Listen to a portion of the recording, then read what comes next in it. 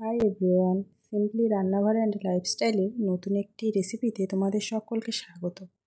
আজ আমি বানাবো ইলিশ মাছের পোলাও।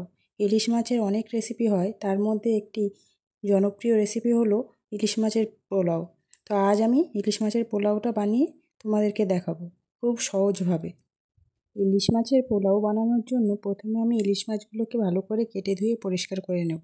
এরপরে 500 গ্রাম চাল নিয়ে সেটাকে ভালো করে ধুয়ে আর 2 ঘন্টার জন্য জলে ভিজিয়ে রাখতে হবে। 2 ঘন্টা পরে এটাকে জল ঝরাতে দেব আরও 1 ঘন্টার জন্য। ভালো করে জল ঝরিয়ে নিতে হবে, তাহলে পোলাওটা বেশ ঝুরঝুরে হবে।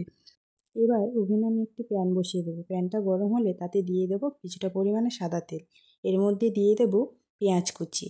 এটাকে বানাবো বেরেস্তা। বেরেস্তাটা দিতেই হবে পোলাওতে, কেন এই বেরেস্তা দিলে পোলাওর স্বাদ দ্বিগুণ হয়ে যাবে। এখানে বলে রাখি, বেরেস্তা ভাজার সময় গ্যাসের ফ্লেমটাকে মিডিয়াম রাখতে হবে, তারপরে বেরেস্তাগুলোকে ভেজে নিতে হবে, তাহলে একদম পারফেক্ট হবে। এরপরে আমি ইলিশ মাছগুলোকে নুন হলুদ মাখিয়ে সাইড করে রেখে দেবো। এবার ওভেনে একটি কড়াই বসিয়ে তাতে দিয়ে দেবো সাদা তেল। তেলটা গরম হলে এখানে আমি একটা মশলার পেস্ট রেডি করে রেখেছি, ওটাই দিয়ে দেবো। মশলার পেস্টের মধ্যে ছিল আদা, রসুন আর পেঁয়াজ আর টমেটোর পেস্ট। তারপরে এখানে একে একে গুঁড়ো মশলা আমি অ্যাড করছি, লবণ, হলুদ আর লঙ্কার গুঁড়ো।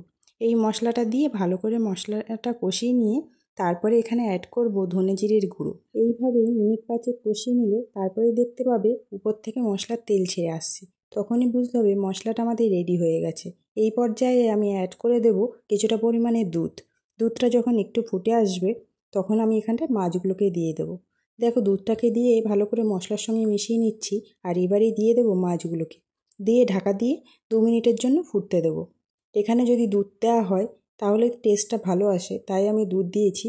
তোমাদের কাছে দুধ না থাকলে তোমরা জলও দিতে পারো। মাছগুলো দেওয়া হয়ে গেলে একটি ঢাকনার সাহায্যে এটাকে ঢেকে দেবো এবং মাছগুলোকে সেদ্ধ হতে দেবো।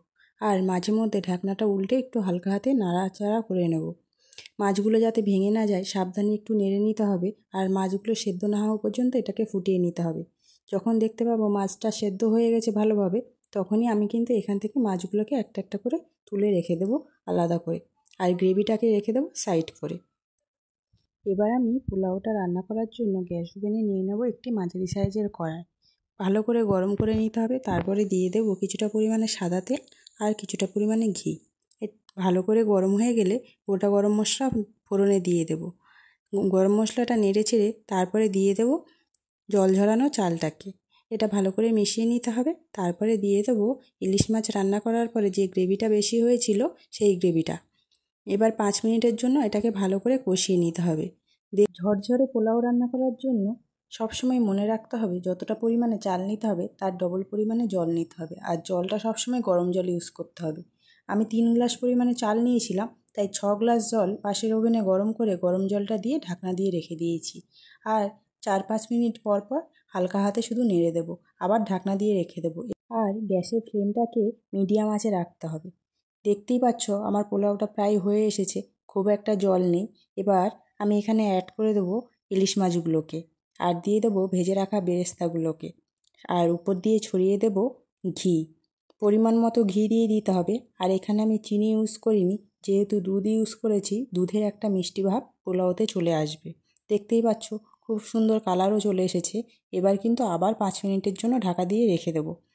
এইভাবে ইলিশ পোলাও বানালে পোলাও হবে দারুণ টেস্টি এবং ঝরঝরে। 5 মিনিট পরে এসে আমি দেখিয়ে দিচ্ছি আমার পোলাওটা কেমন হয়েছে। দেখতেই পাচ্ছ খুব সুন্দর হয়েছে। আর একটু যে হালকা জড়ানো জড়ানো ভাব আছে, পোলাও রান্না করার পরে সব সময় 10 থেকে 15 মিনিট রেস্টে রাখতে হয়, তারপরে এটাকে সার্ভ করতে হয়। 10 মিনিট রেস্টে থাকার পরে আমি দেখিয়ে দিচ্ছি আমার পোলাওটা কতটা ঝরঝরে হয়েছে। আর আমার ভিডিওটা যদি তোমাদের একটুও ভালো লাগে তাহলে লাইক, কমেন্ট ও শেয়ার করো, সাথে আমার চ্যানেলটাকে সাবস্ক্রাইব করে আমার পাশে থেকো, আর পাশে থাকা বেল আইকনটাও প্রেস করে দিও। আজকের মতো টাটা।